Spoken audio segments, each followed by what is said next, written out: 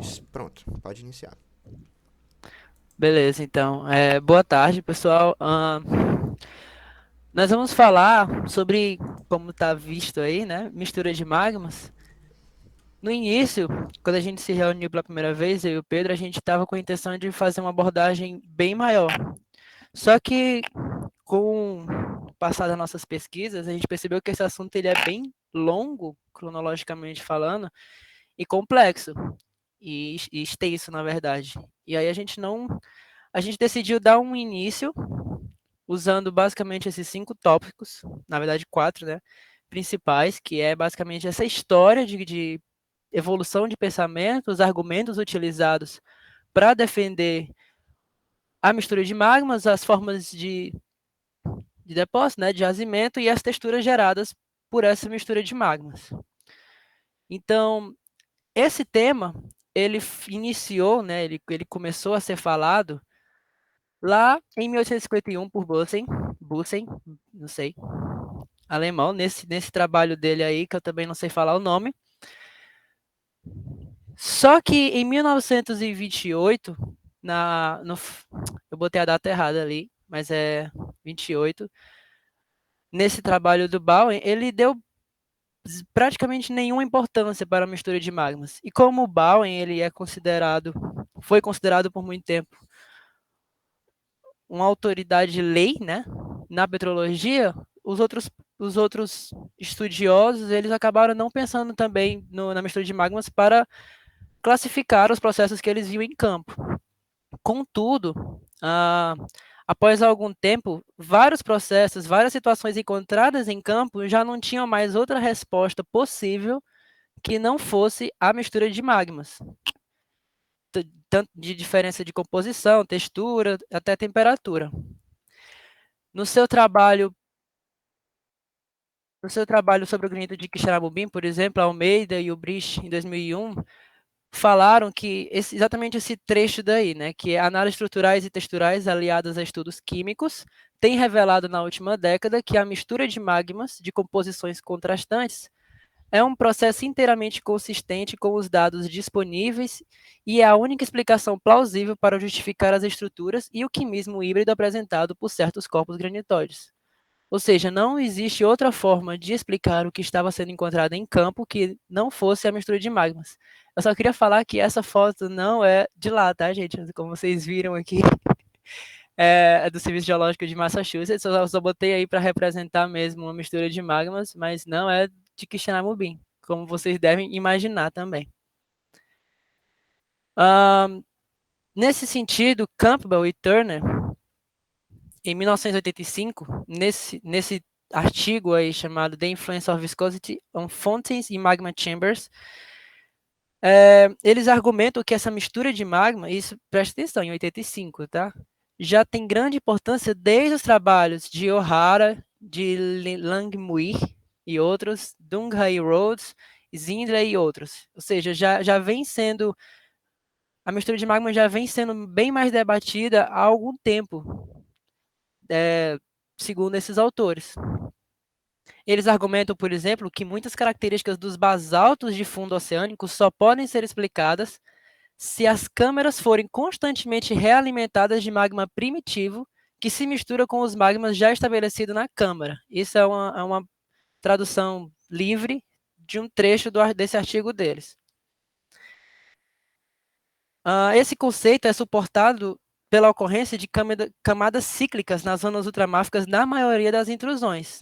Essa citação desse artigo também fala exatamente isso, que esse tipo de acamamento, né, dessa camada é geralmente atribuída pela entrada de novos pulsos de magma na câmara.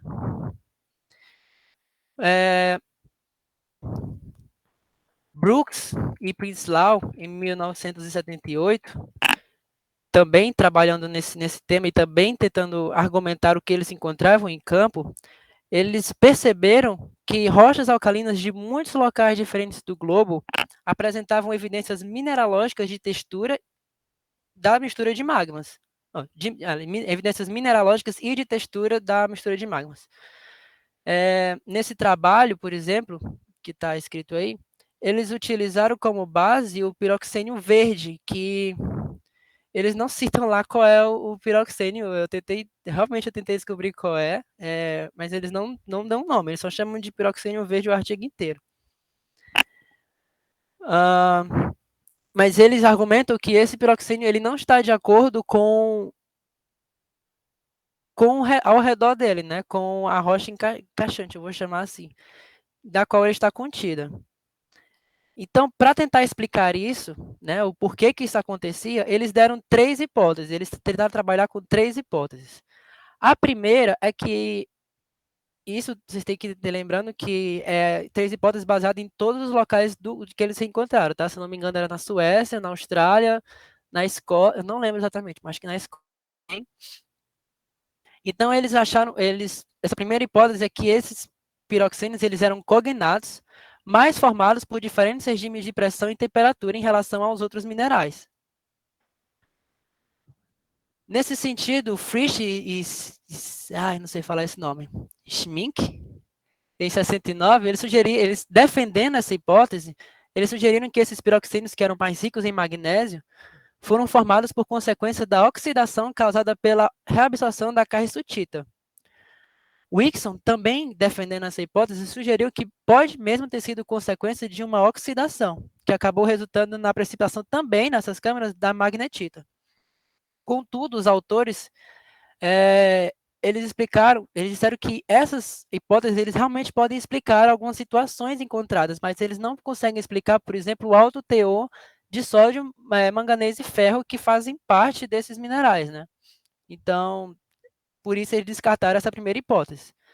A segunda hipótese é que eles eram xenocristais derivados de rochas que entraram no caminho do magma, né? Ou entraram na câmara. Segundo os autores, essas ocorrências, algumas ocorrências encontradas realmente podem ser explicadas por isso, mas que elas são extremamente incomuns. Então, se tornam irrelevantes para uma explicação geral da situação, né? Geral da explicação do porquê disso. Então, eles ficaram com a terceira hipótese, que era exatamente que esses xenocristais são derivados de um magma diferente.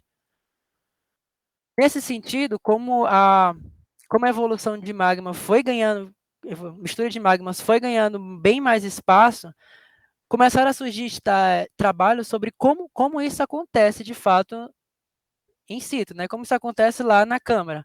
Turner, por exemplo, em 86, nesse trabalho dele, ele tentou entender como a diferença de viscosidade e temperatura, mas principalmente viscosidade, resulta numa forma de jazimento desses dois magmas, né? Nesse sentido, ele fez vários trabalhos, vários feitos em laboratório, né, de forma extremamente controlada, para entender como o magma ele se depositava, o magma que entra depois dentro de uma câmara magmática, ele se comporta dependendo da viscosidade dele, da viscosidade do líquido que já está na câmara e da diferença de temperatura que eles estão também. Então, nesse artigo tem várias demonstrações, como vocês podem ver aqui, dessas diferenças. Ele fez esse teste. Campbell e Turner, que eu falei também, eles também fizeram testes nesse sentido. Não foi tão controlado desse jeito, mas eles também fizeram pesquisas sobre como a viscosidade influencia nessa mistura de magmas. E aí, Pedrinho, pode ir, Pedrinho. Bom, então, para falar a respeito da mistura de magmas, é importante destacar dois termos que são assim essenciais, que são eles o mixing e o mingling.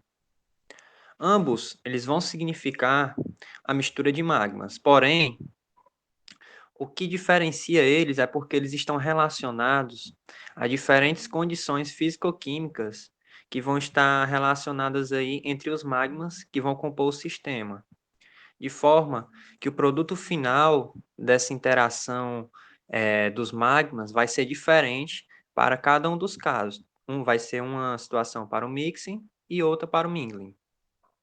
No caso do mixing, ele vai se tratar aí de uma mistura química entre os componentes, né, que formam um sistema, e o resultado será um componente aí de composição intermediária entre os dois membros extremos da mistura, Como, por exemplo, se a gente tomar como base uma câmara magmática, que vai ter aí a presença de um magma de composição félsica, ao ser injetado um magma máfico dentro desse sistema, eles podem interagir e resultar em um magma híbrido de composição intermediária. Porém, segundo a literatura, existem algumas condições para que o mixing ele possa ocorrer de forma bem-sucedida. E essas condições são, primeiro, que a viscosidade dos magmas elas têm que ser similares e também que a temperatura de equilíbrio entre esses dois magmas ela esteja acima da temperatura dos sólidos.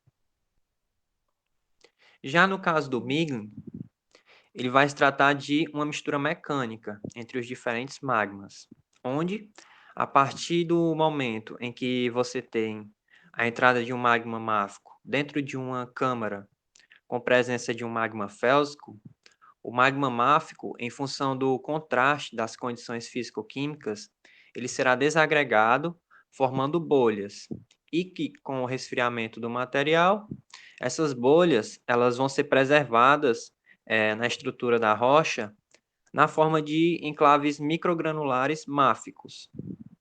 Então, já no caso do Miglin, para o desenvolvimento dele, é necessário que os magmas eles apresentem viscosidades diferentes e que a temperatura de equilíbrio entre eles estejam abaixo dos sólidos. Então, nessa figura esquemática que a gente tem na porção mais inferior, seria o exemplo do mixing.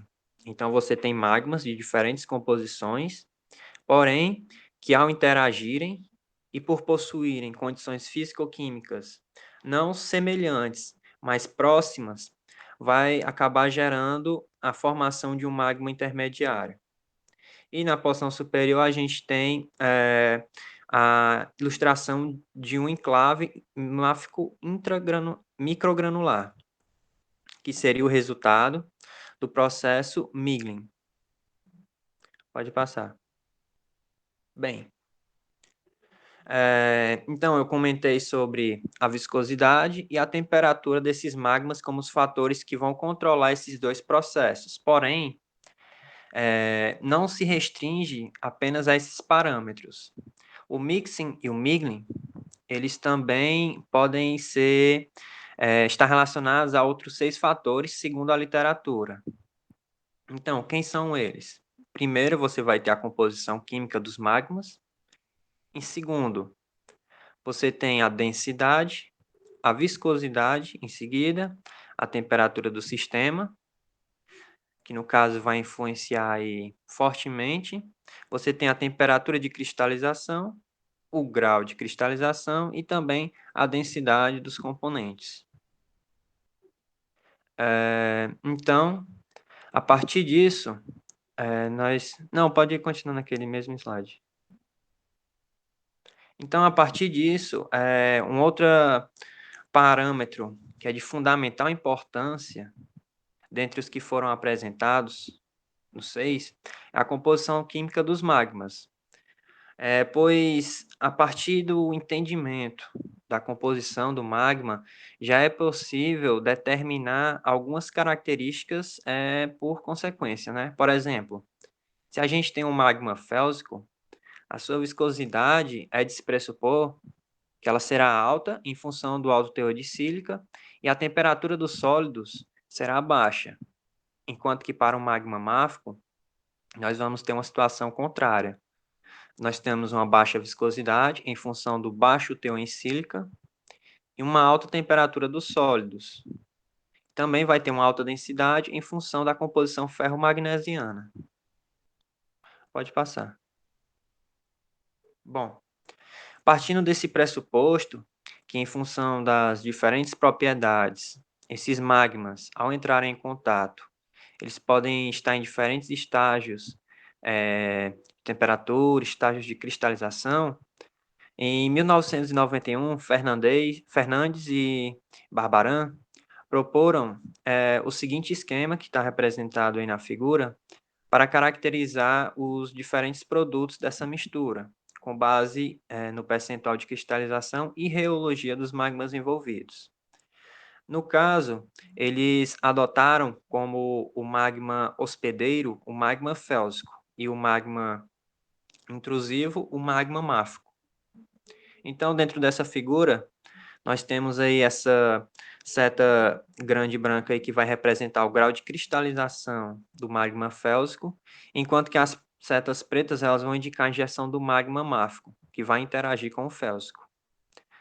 No primeiro caso, onde você tem a injeção de magma máfico dentro da câmara magmática, com o magma félsico ele apresentando um baixíssimo grau de cristalização, onde a diferença de viscosidade também vai ser baixa, principalmente caso seja um magma félsico hidratado, em uma condição de alta temperatura também, né, fazendo com que a temperatura de equilíbrio entre os componentes ela esteja acima dos sólidos e vai permitir o desenvolvimento do mixing, que é a mistura química dos magmas, gerando assim um magma híbrido. No segundo caso, onde o magma félsico ele já começa a apresentar um maior percentual de cristalização, gerando assim o Miglin, que será caracterizado por bolhas que vão ser resultado da desagregação do magma máfico, que, como eu citei anteriormente, ele vai formar enclaves microgranulares máficos. E para que isso ocorra, é necessária uma grande diferença de viscosidade e que a temperatura de equilíbrio entre os magmas deve ser abaixo dos sólidos. Na terceira situação do desenho esquemático, quando o magma félsico ele apresenta um percentual de cristalização alto, que vai ser igual ou vai estar acima de 65%, ele tenderá a se comportar como se for um sólido. Então, a partir da atuação de esforços sobre o corpo magmático, ele já pode sofrer processos de fraturamento. Logo, ao sofrer esses processos de fraturamento, o magma máfico ele vai ser injetado e irá preencher essas fraturas que eu vou tomar como precoces, né, pelo fato de ainda não ser uma rocha consolidada, e vai gerar os chamados diques simplutônicos. E no último caso, quando o magma máfico ele é injetado na câmara magmática, quase que inteiramente cristalizada, ele tenderá a formar aí os diques máficos, sendo resultado da interação do magma máfico e uma rocha félsica. Nesse caso, como o corpo hospedeiro já está totalmente solidificado, você não vai ter uma interação entre líquidos, então não vai haver uma desagregação do magma máfico, gerando assim um corpo contínuo. Pode passar. Bom, uma vez definidos, né, os dois processos que estão relacionados aí à mistura de magmas, eu gostaria de chamar a atenção para algumas feições macroscópicas que vão estar atreladas, em especial, né, para aquelas geradas pelo Miglin, que vão ser os enclaves máficos microgranulares. Esses corpos, eles vão possuir aí formas bem variadas, que podem ser desde arredondadas, alongadas, e até mesmo com contatos granulados. E ainda sobre as formas desses corpos, alguns autores eles atribuem a grande diferença de viscosidade dos magmas à geração de formas complexas. Dessa forma, à medida que você tem um aumento do contraste de viscosidade entre os magmas, os enclaves eles vão tender a desenvolver ou apresentar formas mais complexas. Além disso, né, o próprio nome ele já sugere que esses elementos eles vão apresentar aquilo que se chama de, na literatura, de borda de resfriamento, onde você tem a bolha de magma máfico, onde ao ela entrar em contato com o magma félsico, em função do contraste de temperatura, vai ocorrer um choque térmico e essa bolha ela vai começar a cristalizar os minerais máficos na sua porção mais externa, gerando uma espécie de escudo térmico para que para a porção mais interna, né, da mesma, fazendo com que a granulação do interior do enclave ela seja maior se comparado com a granulação da borda do enclave. Então é o que a gente pode observar nessa figura superior. Você tem um enclave microgranular e ela apresenta uma granulação da borda bem mais fina se comparada com a do seu interior. Obviamente que a granulação do interior ela não vai ser maior do que a do magma félsico, quer dizer, da rocha félsica gerada a partir da cristalização do magma félsico. Bem, uma feição também bastante importante e que também ajuda a testar para uma condição de interação entre os magmas dentro dos enclaves microgranulares é a presença de xenocristais, que vão ser aí constituídos por fenocristais cristalizados no magma félsico e que acabaram penetrando dentro desse enclave. Alguns autores, eles defendem que a entrada dos xenocristais dentro do enclave, ela está associada à atuação de um fluxo cisalhante que vai atuar sobre o glóbulo, deformando ele e fazendo com que posteriormente ele se desloque e acabe englobando os minerais que já se formaram no magma félsico. Bem, então nessa figura inferior a gente tem a representação do que seria esses xenocristais que se formaram dentro do magma félsico e que acabaram entrando dentro do enclave microgranular. É importante também saber diferenciar essas estruturas dos demais tipos de enclaves. Os enclaves eles podem ser quatro. Nós temos os xenólitos, que seriam fragmentos da rocha encaixante, que durante o processo de ascensão eles acabam se desagregando das rochas adjacentes e sendo incorporados ao fluxo magmático ascendente. Então, esses corpos eles vão apresentar aí contatos retos, diferentemente dos enclaves microgranulares. Você também pode ter os restitos, que são fragmentos da rocha-fonte que não fundiram, por ser composta aí por uma assembleia que apresenta uma temperatura dos sólidos mais alta, fazendo com que ele fique preservado assim no líquido magmático. Nós também temos os cumulados, que vão estar associados aí à decantação de minerais cristalizados precocemente. E, por fim, tem-se os enclaves máficos microgranulares. Então, é muito importante, antes de já chegar apontando, tentando caracterizar como um enclave microgranular, prestar atenção nessas feições para melhor caracterizar o enclave. Pode passar. Bom, e aqui a gente tem uma sequência de imagens que mostra justamente o que eu estava citando anteriormente, que é como a diferença de viscosidade entre os magmas ela vai influenciar na forma dos enclaves. Então, você percebe que à medida que há um aumento do contraste de viscosidade dos magmas, os enclaves microgranulares eles vão tender a desenvolver formas mais irregulares. Então, a viscosidade baixa, como a gente pode observar nessa primeira imagem, ele vai desenvolver um formato arredondado.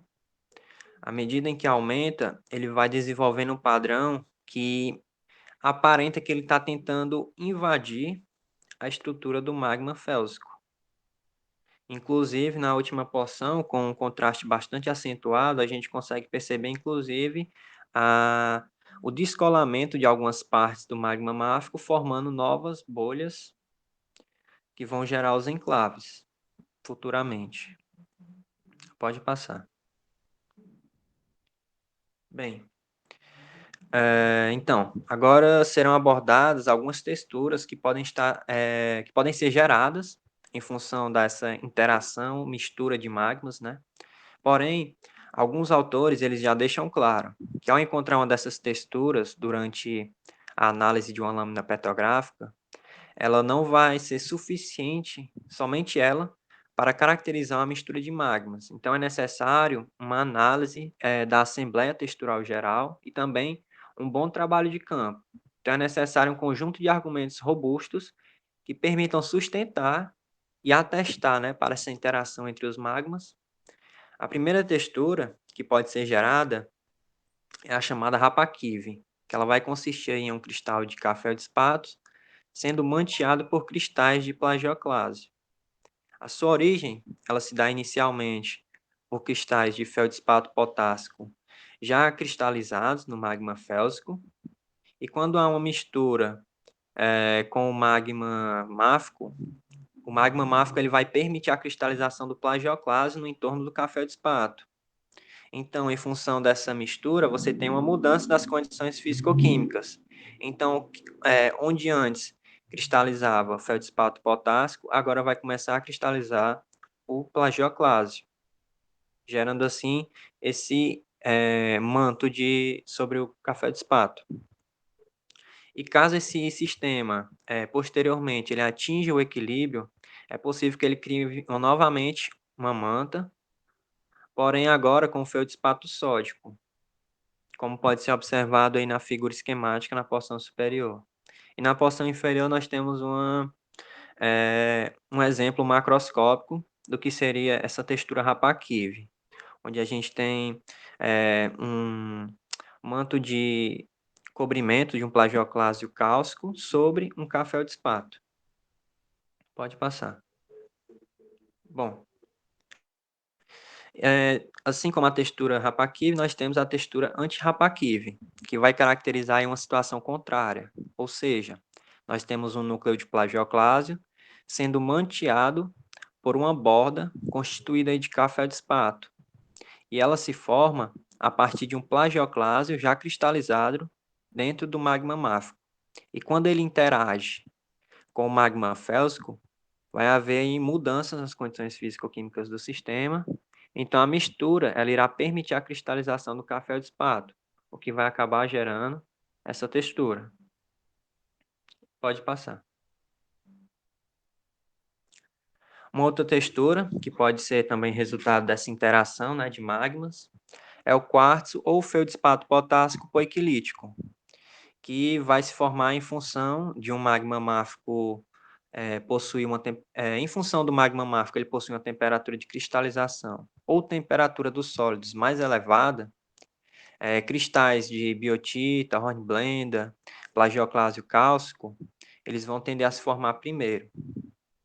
Então, devido a isso, posteriormente, esse magma, ao entrar em contato com o magma félsico, que possui uma temperatura mais baixa, esses cristais já cristalizados a partir do magma máfico, eles vão ser englobados pelo café-despato ou então pelo quartzo, que vão se formar aí na parte mais tardia do processo de resfriamento do líquido. Então, como podemos observar na imagem abaixo, nós temos um café-despato apresentando dentro da sua estrutura aí fragmentos de biotita. Pode passar. Bem, uma outra feição textural que pode se formar é o quartzo hornblenda ocelar, que segundo a literatura, ela tem origem quando se tem cristais de quartzo já cristalizados no magma félsico e vai ocorrer aí uma mistura com o magma máfico.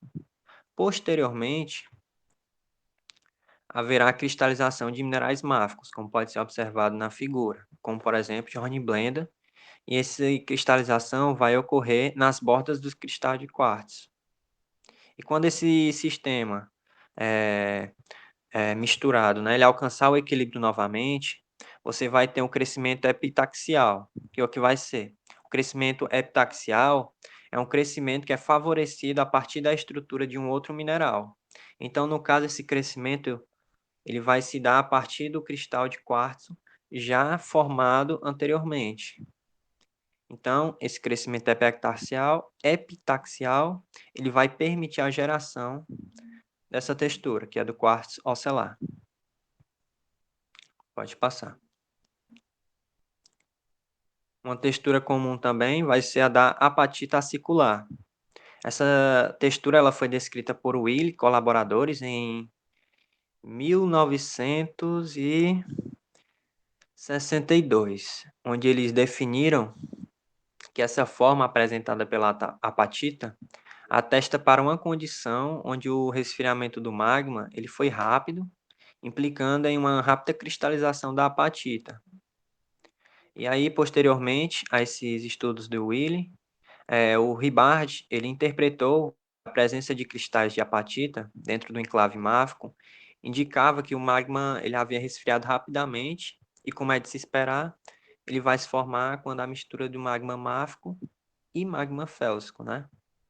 Como o magma máfico ele apresenta uma maior temperatura dos sólidos, ele irá começar a cristalizar os primeiros minerais, dentre eles a apatita. Porém, em função do contraste de temperatura dos líquidos, o magma máfico ele irá perder calor e irá resfriar rapidamente, gerando assim uma textura acicular da apatita. Pode passar. Bom, você também tem a formação dos cristais de plagioclase na forma de ripas, que ocorre quando se tem a mistura de um magma félsico com um magma máfico. E como já ressaltado anteriormente, nas demais texturas, o magma máfico ele vai começar a cristalizar primeiro seus componentes. Então, o plagioclásio cálcico começa a formar-se e ele desenvolve essa forma de ripa ou alongada, pois ele se cristaliza rápido.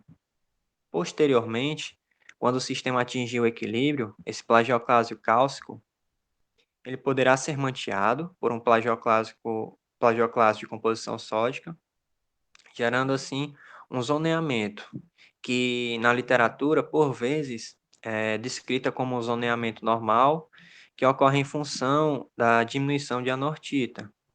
Então, na figura esquemática, a gente pode observar esse processo.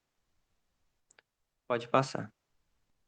Bem, e por fim, nós podemos ter a textura de fusão do plagioclásio, que também recebe a denominação na literatura de esponja celular, que ocorre quando se tem um plagioclásio sódico, já cristalizado no magma félsico, ou mesmo um cristal com zonação, cujas bordas elas vão ser aí dominadas por uma composição sódica. E quando você tem a injeção do magma máfico, esse cristal já formado, ele será parcialmente fundido. E posteriormente, quando esse sistema ele atingir o equilíbrio novamente, ele vai voltar a cristalizar o plagioclásio sódico, mantinhando os cristais inicialmente formados, e assim vai haver a preservação dessas feições de fusão no interior do cristal.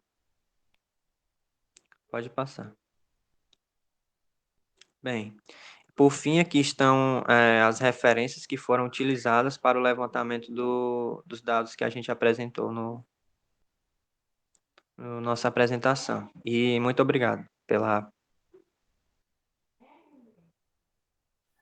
Pois é basicamente isso, nossa apresentação hoje. Ah, eu queria só dizer que este assunto, este tema em especial, eu achei ele bastante interessante por motivo de que você acaba estudando muitas áreas da geologia, né, geoquímica, etc., de forma bem intensa, só para argumentar a existência da mistura de magmas. Então, eu acho que realmente vale a pena um aprofundamento maior nesse tema, a fim de estudo mesmo. E era basicamente isso. Muito obrigado.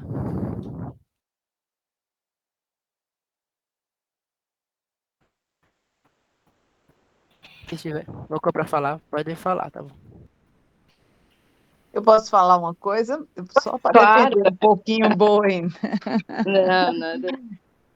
Bowen, para mim, foi o maior petrólogo de todos os tempos, não é? Mas não é essa o meu posicionamento. É que as pessoas esquecem que a textura Rapakif levou Bowen a fazer uma revisão, né, das famosas séries de reações de Bowen, que ele colocava aquilo como um dogma da petrologia, né? Ou seja, os magmas evoluíam a partir da cristalização fracionada, ou então uma fusão parcial.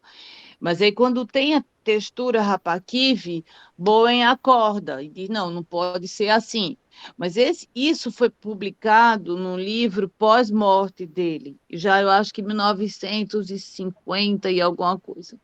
E aí ele fez uma autocrítica sobre a série de reações, tá? Então, e isso foi feito, ele diz, a série de reações, elas são perfeitas quando o magma evolui através de uma cristalização fracionada, porque você tem os minerais que se cristalizam em condições de mais alta temperatura para os de mais baixa temperatura.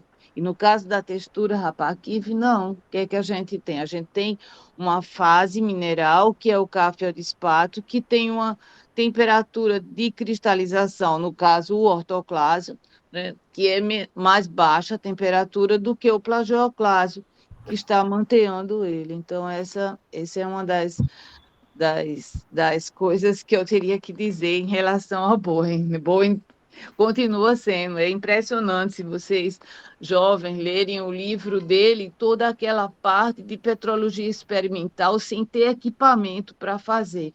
E até hoje, assim, uma coisa tão atual, né, que ele propôs. Então, para mim, Bowen era assim, era o, o máximo.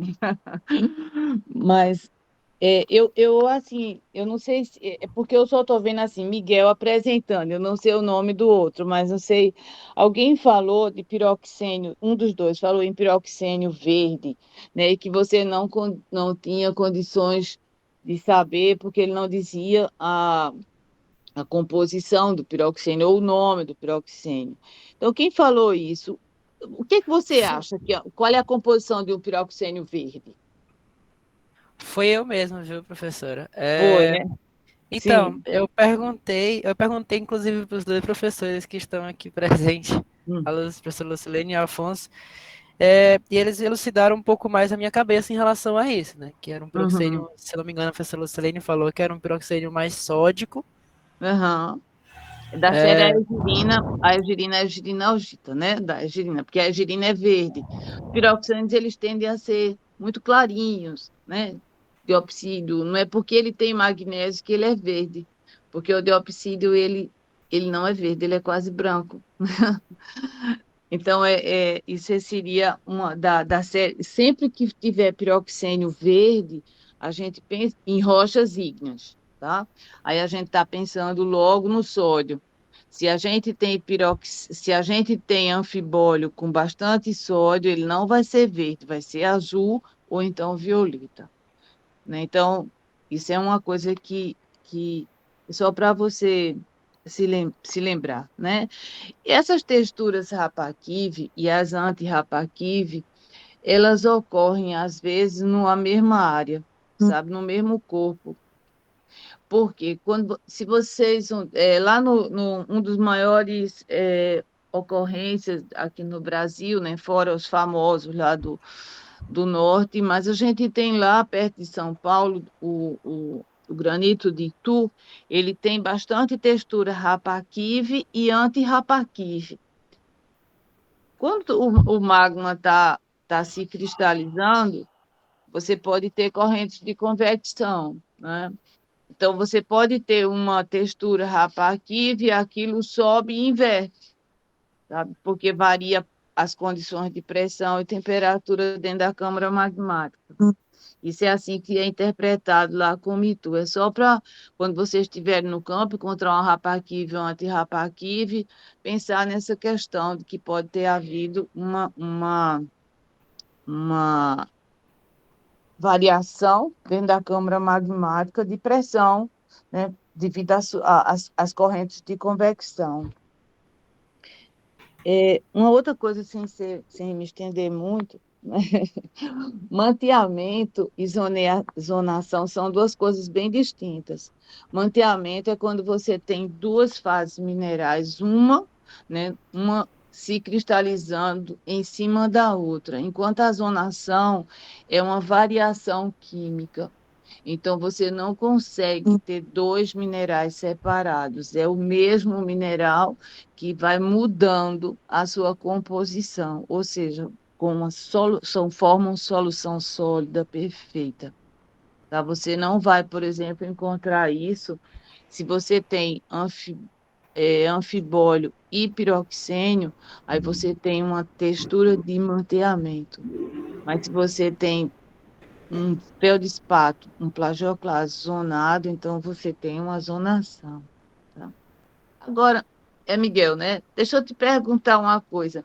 Por que, por que você acha que os magmas com diferentes viscosidades, essas viscosidades elas conseguem ser quebradas e eles se misturam, parcialmente ou não? O que é que você acha que causa isso na natureza? Eu não entendi sua pergunta, professora. Só pode ser. E repito, dois magmas ao se encontrarem, um magma máfico e um magma félsico, você colocou isso de forma muito bem na tua apresentação, eles têm viscosidades bem distintas. Mas para eles se misturarem, é preciso que haja algum evento que quebre, né, o efeito da diferença de viscosidade na natureza. O que é que tu acha que poderia ser? Professora, é uma boa pergunta. Deixa eu te dizer uma coisa. Você faz em casa, bota óleo dentro de água, dentro de um copo, tapa a boca do copo e balança ele, chacoalha ele bem muito. Na hora que você deixar de chacoalhar, o óleo está misturado parcialmente com a água. Questão de segundos depois ele se desmistura, né? Mas na natureza a gente tem uma coisa muito interessante, que é a tectônica, não é? E para granito subir, ele precisa de tectônica, somente nos granitos, né? Então, a tectônica vai fazer esse papel do teu chacoalhar no copo. Então precisa ter um evento tectônico para que essa diferença de No- viscosidade seja superada. É isso? a tectônica é importantíssima para que essa quebra das diferenças na viscosidade ocorra. Por isso que se você olhar, a maioria dessas rochas que você tem esses processos de mistura estão associados às zonas de cisalhamento, né? Quando ocorre falha, você não tem mais isso. Por quê? Porque você está num nível muito raso da crosta, então falhas que não façam esses não tenham muito atrito, né? Não forme exatamente, não façam o mesmo efeito do chacoalhar do copo. Faz isso no copo que você vai ver. Inclusive, as formas das bolhas de óleo vai ser igual à forma dos enclaves no processo. Eu já fiz isso, eu achei muito engraçado isso. Interessante, Eu, professora. Não sabia. Obrigado. olha, desculpa aí, tá? Falando tanto, né? Mas eu gosto muito do tema, né? Gosto demais do processo de misturas, de mistura de magma, tá bom? Por mim, Então, pode falar, mas professora. parabéns, tá muito bom mesmo o trabalho de vocês. Em frente, agora é só em frente. Obrigado, então. Obrigado por Nada. aparecer também na nossa reunião e participar. É que na sexta-feira de tarde geralmente é ruim para mim, mas hoje eu tô em casa. Eu estou vendo agora a apresentação de vocês, né? E as colocações da professora Inês são sempre muito cabíveis, porque é uma autoridade no assunto, né? Então é um privilégio aqui na apresentação de vocês para colaborar, né? Bastante. E aí, uma coisa que eu não vi, né? Vocês citando o Bergantz, de 2017, na Journal of Petrology, ele coloca nesse artigo dele como se originam os magmas híbridos. Então, ele coloca tanto uma condição linear quanto uma condição não linear, caótica. E aí ele fala muito dessa relação de contraste de temperatura, né? Então, os magmas mais básicos, né, mais profundos, ele começa a ter contato com o mais félsico e você começa a formar pequenas bolinhas e isso vai se juntando e essas bolinhas também ajudam, né, a efetividade da mistura de magma, né? Então, tem também os italianos, né, junto com a professora Cristina Campos. Não sei se ela ainda está na Alemanha, professora, mas então eles também trabalham aí com a Tá, a parte Cristina está experimental. na Alemanha. Uhum. Pronto, eles trabalham com essa parte experimental, né? e aí coloca aí como se originam os magmas híbridos, né? Então, tanto esse pessoal, com a Cristina lá da Itália, quanto o Bergantes, em 2017, também trouxe um trabalho aí mostrando alguns processos lineares e outros processos não lineares caóticos.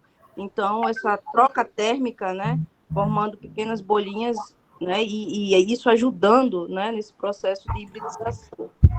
Então, condição. A outra, né, com relação a como é que a gente quantifica, né, esses processos de misturas de magma. Então, a gente vai procurando evidências de campo e depois vai tratando isso e trazendo aí para uma investigação química, né, química mineral e tudo. Mas uma condição que eu gosto muito de trazê-la, né, depois também de conversar bastante com a Adriana, que é uma professora também lá da USP, foi orientando do professor Valdeci, tudo esse pessoal todo do grupo da professora Inês, ela coloca muito isso forte, assim, os cristais como testemunhos da mistura, né? Então, quando as evidências geoquímicas elas são inconclusivas, olhem para os cristais. Então, esse detalhamento aí de colocar muito textura, eu gosto também de repetir, bater nessa tecla que o professor Cris coloca muito e esse grupo traz bastante. Então, são essas e parabenizar, né, aos meninos, né, o Miguel e o Pedro, que entraram recentemente no grupo aí só para melhorar. Então, é uma alegria. Obrigado, professor. Eu só queria falar que esse artigo aí em especial que a senhora citou, eu até baixei, só não deu tempo de ler, mas eu baixei sim. Ah, maravilha. Tá ótimo. Boa tarde a todos. Boa tarde. Inês, como vai você? Eu estou bem, Afonso. Bem, do ponto de vista textural, eu sou um tanto quanto mais radical, e um pouco mais exigente do que, do que alguns menos flexível, vamos dizer assim. Só para usar como exemplo, essa tua fotografia em que você ilustra a textura Rapakive, ao meu ver, ela não é uma estrutura Rapakive. Por que não é uma estrutura Rapakive? Porque dentro daquele conceito original de textura Rapakive, tanto o feldspato interno quanto o feldspato externo, eles têm uma geometria ovalada. E isso tem feito uma diferença enorme com relação à caracterização de rochas graníticas. Eu me lembro que,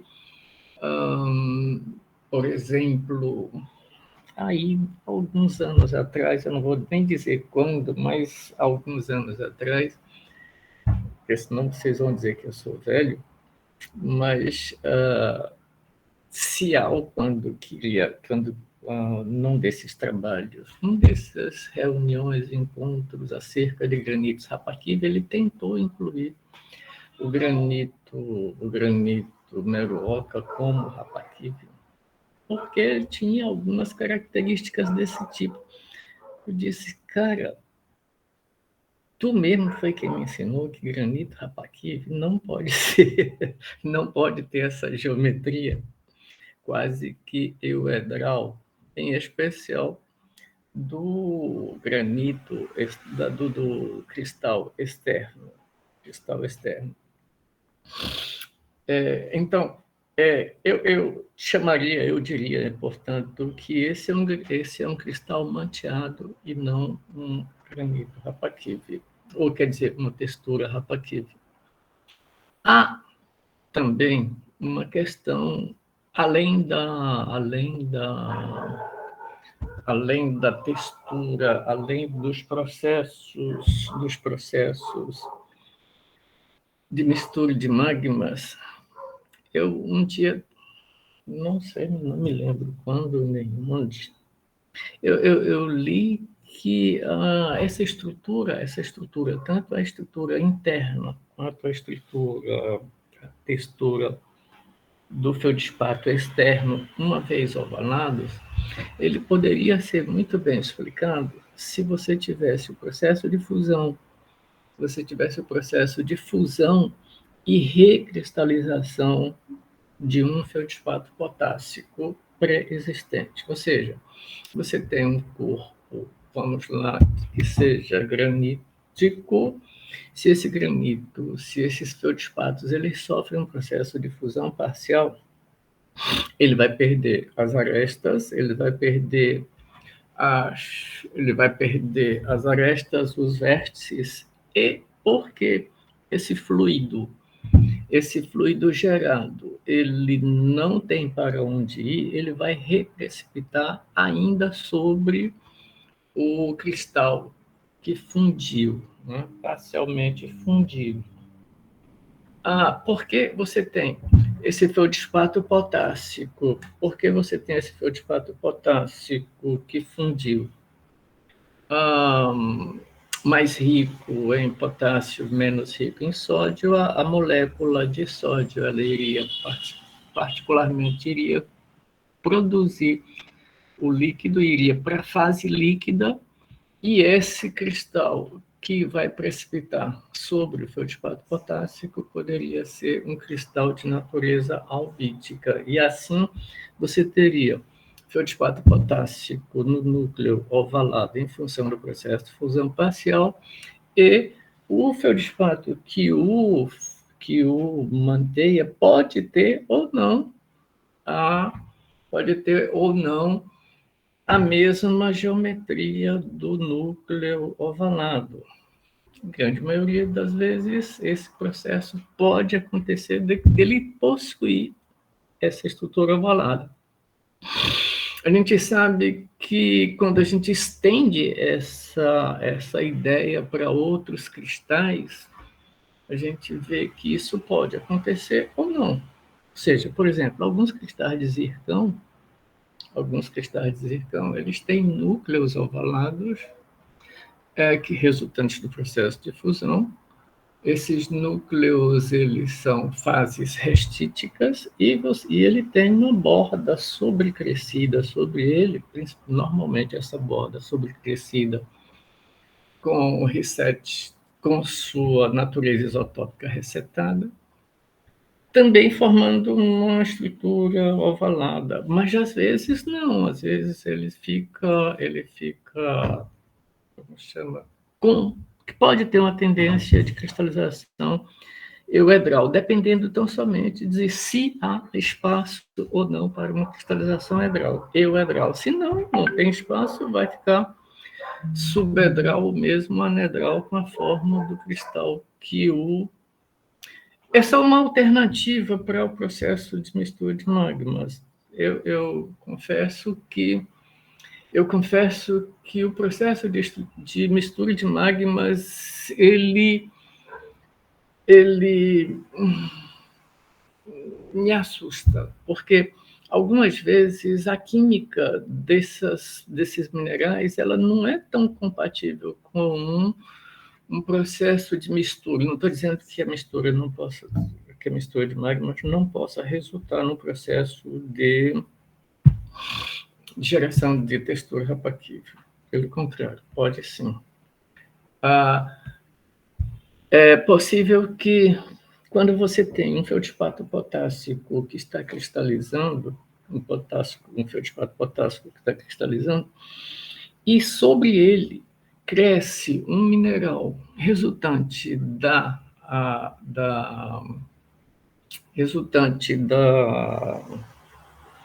cristalização de um líquido recém-chegado, principalmente se esse líquido recém-chegado ele é bem mais rico em cálcio, bem mais rico em sódio, nós deveríamos esperar um manto bem mais rico em cálcio do que mantos albíticos, oligoclásios, andesinas, por exemplo, Como nós vimos no campo agora em Tauá, eu pensei que você fosse apresentar aquele afloramento lá da pedreira lá de Tauá, onde a gente tem a interação do cianogranito de cor amarela com aquele diorito fino, diorito do magmatismo Tauá. Então, quando você tem a mistura desses dois, a mistura ela não é tão homogênea, ela não é homogênea, ela, na verdade, é uma mistura mecânica que produziu mingling, por vezes, estruturas do tipo ocelar, como nós vimos, onde o quartzo está manteado por biotitas, e você tem a injeção do diorito no granito, ela está vista no campo, a gente não imagina, ela está vista mesmo, a gente vê o processo de interação dos dois líquidos no contato de um com o outro. Eu imaginei que você fosse apresentar alguma coisa desse tipo, Miguel, que a gente viu lá no campo agora, lá em Tauá. Assim, então, voltando, eu esperaria que esse cristal de feldspato externo, ele tivesse uma composição química mais rica em sódio, mais rica em cálcio do que os feldspatos albíticos comumente observados nesse contexto da textura Rapakive. São alternativas, ideias alternativas àquele processo. Eu vou ainda mostrar um terceiro processo que seria possível muito embora eu não goste, eu não seja fã do processo, mas seria possível quando a gente trabalha os diagramas de fases, quartzo albito ortoclásio, em que você tem um processo de cristalização lá, ou se você tem um líquido inicial de composição rica em ortoclásio, vai precipitar o ortoclásio e ele, por conseguinte, o líquido pode migrar em direção à cotética ortoclásio albita e a albita cristalizar sobre o cristal de feldspato, gerando seja um manteamento, seja uma estrutura do tipo Rapakive. É só mais uma opção que a gente tem para explicar esses processos de... Não significa dizer que todos eles, que algum deles é o mais significativo, mais importante, mas que eles podem explicar, dependendo circunstancialmente da situação em que a gente está observando os cristais. Tá?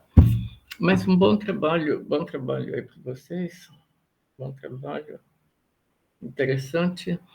Eu queria dizer que, mesmo tendo sido feito aquele trabalho de 1900, quando a gente apresentou lá na dissertação, lá no doutorado, lá em 1988, quando eu mandei, 86, quando eu mandei lá para o Congresso Brasileiro de Geologia a natureza da mistura de magmas para justificar algumas estruturas do granito que Xeramubim, o pessoal do Congresso não aceitou, não, né? Eles me devolveram dizendo que a mistura de magmas não existia. Um bom trabalho aí para vocês. Obrigado, professor. Eu só queria dizer que eu ia usar algumas fotografias assim daquele campo, só não usei porque, como eu falei no começo, a gente decidiu fazer uma apresentação mais introdutória para eventuais aprofundamentos futuros, né? Porque esse tema em si ele é bastante interessante e extenso, como eu falei, então dá para aumentar bastante, entendeu? Só uma colocação bem interessante, viu Afonso? Que você falou que você mandou isso para o Congresso um pouco antes da década de 90, né? Isso. Aí a gente estava projetando, a Adriana fez esse trabalho, eu até estava lendo, em 2020, na época da pandemia assim, mais intensa, né? Tem um gráfico que mostra, a partir de 98, as publicações citando mistura de magma no título, ou trabalhando com mistura de magma, foi exponencial, assim, numa escala exponencial, né? Bem maior aí. Então, realmente, assim, isso mostrava que antes da década de 90, finalzinho da década de 80, era praticamente zerado, assim, as Inaceitável publicações a ideia. inaceitáveis, né? E aí essas técnicas, assim, de alta resolução e tal, mostrou que a partir da década de 90, assim, principalmente a partir de 99, foi exponencial. Então, é uma boa área para a gente estar sempre debatendo, discutindo, trabalhando em cima. Parabéns, meninos. Eu gostaria de lembrar para vocês só uma questão. As feições de fusão parcial de xistos gerando líquidos graníticos, as feições restíticas, por vezes, são muito parecidas com as feições desenvolvidas pelo processo de mistura. No campo, elas são muito similares, com contatos gravitacionais, com várias feições que são similares e que, por vezes, eu cheguei a chamar de mistura de magmas naquele tempo, mas que depois, fazendo uma revisão mais apurada, muitas delas hoje eu não mais chamaria, mas que é só para chamar atenção. Excelente colocação. A gente tem isso muito no xistos.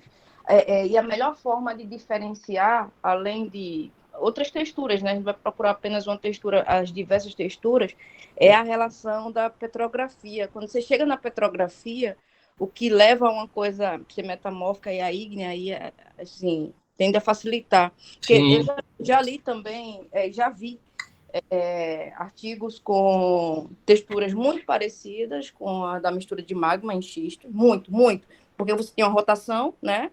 Rotação de subgrão, coalescência, muito. Mas a petrografia realmente aí ela não deixa mais mentir nesses artigos que eu li, né? Porque aí você pega as demais texturas e aí você consegue diferenciar se foi um processo sólido ou subsólido. Sim. Mas a forma externa dos enclaves é muito importante, porque você não pode ter bordos granulados em restito. Bordo granulado é quando você tem dois elementos mais ou menos, não é líquido, né, mas com a viscosidade relativamente baixa, né? Por isso que dá essas formas granuladas no enclave. Isso é uma das feições importantes. Agora, Afonso, você falando isso, não, tem estava me notícia lembrando de dele? Afonso, porque a gente está fazendo um volume especial em homenagem a Blay, aí eu estou querendo, ainda agora eu li uma mensagem dele. Uma coisa interessante é que os meninos, eu acho que não focaram, mas na textura Rapakive, que inclusive era considerado como uma textura uma textura de pós-cristalização, né, no estado sólido, está lá no livro do Cial de 82, mas para você ter uma textura Rapakive, é necessário que o plagioclásio que vai manter os cafeolispados tenha composição oligoclase, no mínimo. Isso. Aí você teria uma temperatura, para justificar uma temperatura mais alta. Isso.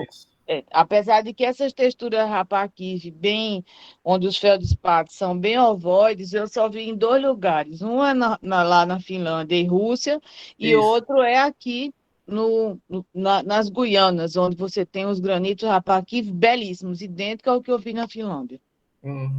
Eu vi uma pessoa da CPRM apresentando num simpósio de granitos Rapakive lá em Belém. Agora, nesse processo de mistura mesmo, assim, de mistura parcial de magma, nunca os cristais ficam totalmente ovoides. Eles podem ter, assim, alguma algum lado do cristal, né? Alguma face do cristal que fica ovalada, mas não todos. Eu Isso. não conheço nada que fique. Uhum. Tá bom, pessoal. Obrigada aí, viu, Agradecer mais pelo uma trabalho. vez, viu, professora Inês? Então, sempre quando a senhora puder acompanhar aqui os trabalhos, Porque na vocês sexta-feira à estão tarde é uma hora, na hora que tá né? vendo, eu estou indo para Gravatar, Ah, geralmente.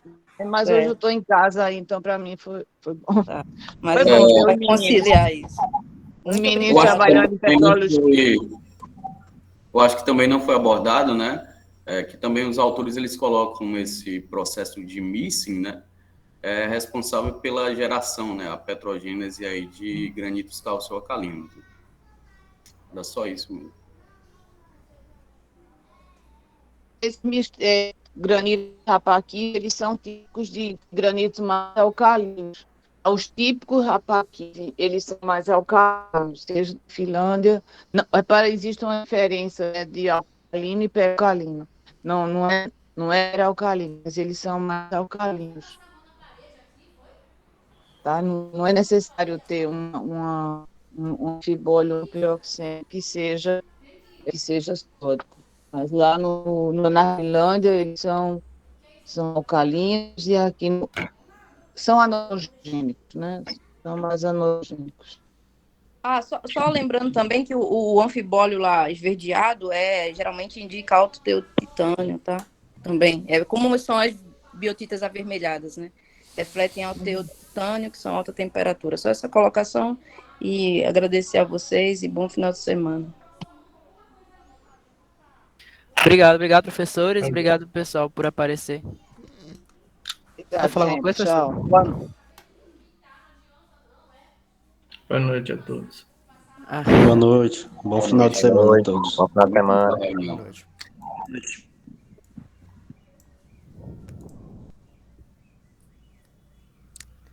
bom, é isso, gente.